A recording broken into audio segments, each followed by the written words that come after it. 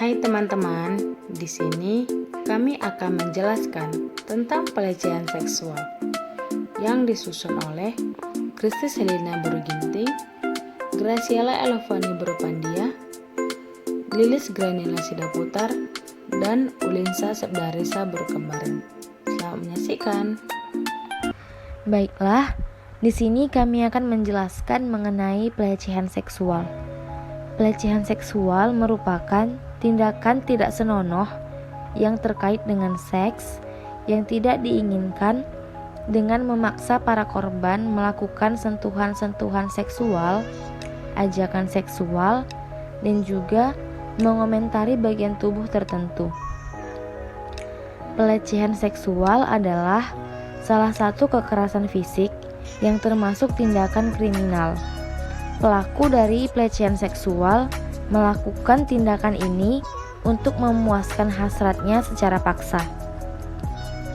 Tindakan kekerasan seksual tidak hanya berupa hubungan seksual secara paksa, namun aktivitas lain seperti meraba, melihat atau memandangi, penetrasi atau tekanan, pencabulan, dan juga pemerkosaan. Dampak pelecehan seksual. Yang pertama, mental illness. Penyakit gangguan kejiwaan yang mempengaruhi pikiran, perasaan, dan perilaku seseorang. Tidak sedikit korban kekerasan yang mengalami gangguan kejiwaan karena terlalu syok akibat kejadian kekerasan seksual. Rendahnya pengetahuan tentang gejala ini bisa membuat korban memiliki gangguan jiwa yang lebih besar. Yang kedua, mental breakdown. Korban yang mengalami pelecehan seksual dapat membuat korban memiliki reaksi panik dan cemas yang berlebihan yang membuat korban akan merasa lebih waspada pada apapun sehingga membuat orang di sekelilingnya merasa tidak nyaman. Yang ketiga, insecure.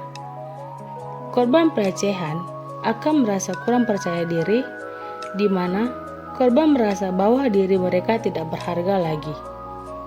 Korban akan lebih menutup diri, lebih sering overthinking pada dirinya, dan kehilangan kepercayaan diri. Yang keempat, bunuh diri. Salah satu dampak serius yang terjadi karena pelecehan seksual yaitu bunuh diri. Banyak masyarakat yang tidak tahu tentang kasus di mana para korban kehilangan nyawanya akibat tidak dapat bertahan lagi. Korban akan mengalami depresi sehingga dapat menyakiti dirinya sendiri dengan disengaja dan menghilangkan nyawanya mereka sendiri. Nah, selanjutnya kita akan membahas tentang penanggulangan. Apa saja sih penanggulangannya? Yuk kita bahas. Nah, yang pertama, penanggulangan selama ini hanya berupa kurungan dan denda bagi pelaku yang dirasa masih belum sepadan dengan dampak psikologis yang dirasakan korban pelecehan seksual. Kekuatan hukum terhadap tersangka perlu dijabarkan kembali dan tersangka perlu mendapat pelajaran dari perilaku asusila yang telah dilakukannya. Pelaku pelecehan seksual terhadap anak khususnya agar dapat dihukum seberat-beratnya dengan harapan agar dengan menghukum pelaku seberat-beratnya dapat menjadi upaya preventif bagi masyarakat agar kasus kekerasan dan pelecehan seksual terhadap anak tidak terjadi lagi di kemudian hari. Lalu yang kedua, perlu adanya revisi kembali isi Undang-Undang Perlindungan Anak dan pemerintah bertindak tegas terhadap kasus ini, yaitu dengan menyediakan program pemulihan psikologis bagi korban.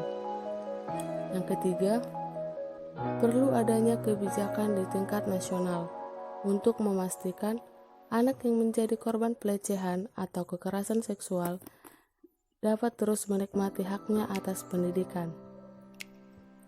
Yang keempat, bagi korban yang melapor, perlu mendapat perlindungan hukum, yaitu dengan disediakannya wadah bernaung sebagai tempat dilakukan rehabilitasi mentalnya, juga sebagai tempat untuk diasingkan sementara selama masa persidangan untuk menghindari intimidasi dan pengaruh lainnya. Yang kelima, diperlukan juga pendampingan terhadap korban, baik dari aspek perlindungan hukum maupun dalam mengatasi masalah-masalah kejiwaan dan trauma yang dialami anak-anak dan perempuan korban kekerasan seksual.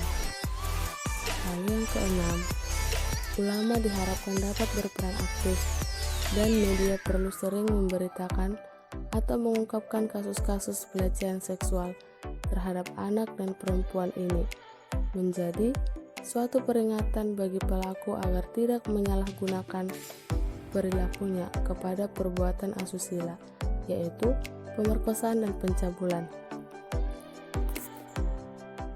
Dan yang terakhir, orang tua harus lebih proaktif dalam mendidik anak untuk berani menolak dengan tegas atau meminta bantuan dari orang lain jika ada orang yang berbuat tidak senonoh seperti meraba atau menyentuh mereka. Baik, yang terakhir yaitu pencegahan. Sebagai upaya pencegahan terjadinya tindakan pelecehan seksual, perlu adanya kerjasama dari berbagai instansi terkait dengan praktisi sekolah, seperti konselor dan psikologi untuk mensosialisasikan bentuk-bentuk pelecehan seksual dan menjabarkan hukum yang berlaku bagi pelanggar yang melakukan kekerasan ataupun pelecehan seksual, baik di media sosial internet, iklan di televisi maupun radio, maupun selembaran kertas informasi ataupun brosur-brosur dibagi kepada warga masyarakat serta baliho-baliho yang mampu menunjukkan gambaran tindakan pidana bagi pelaku yang melakukan pelecehan seksual pada anak maupun pada perempuan. Dengan usaha ini diharapkan masyarakat yang takut melaporkan menjadi mengerti akan hukum yang berlaku dan berani melaporkan setiap kejadian kasus pelecehan seksual terjadi dalam lingkungan masyarakat. Ini dia tips untuk mencegah pelecehan seksual terhadap anak, yaitu dengan edukasi pendidikan seks. Selamat menyaksikan.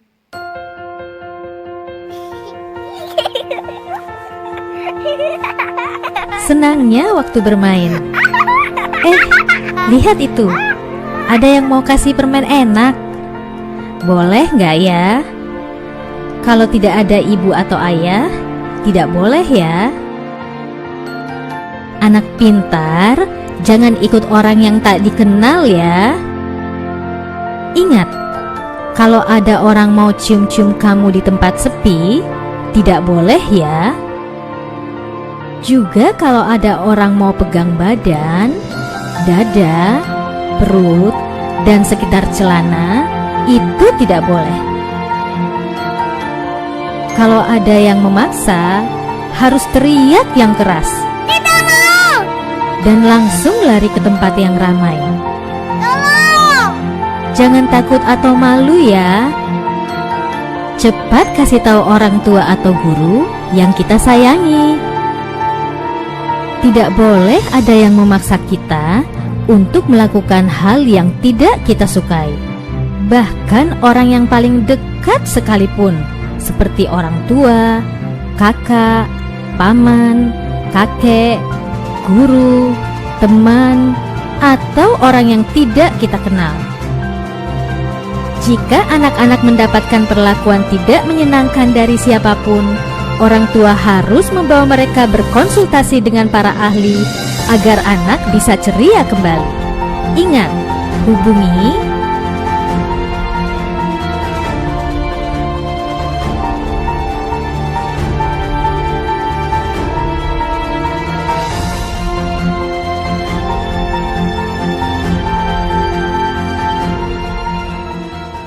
Ada 4 area yang harus kita tegasin ke anak, nggak boleh disentuh orang lain. Pertama, kedua, ketiga, 4, bibir, dada, kelamin, pantat. Itu adalah 4 area yang kita harus tegasin nggak boleh dipegang orang lain meskipun dokter sekalipun tanpa pengawasan orang tua. Dan kita nggak boleh jadikan 4 area ini bercandaan. Contohnya kita cubit dadanya atau kita cubit bokongnya. Bercandaan di 4 area itu nggak boleh sama sekali karena biar dia tahu dan biar dia terbiasa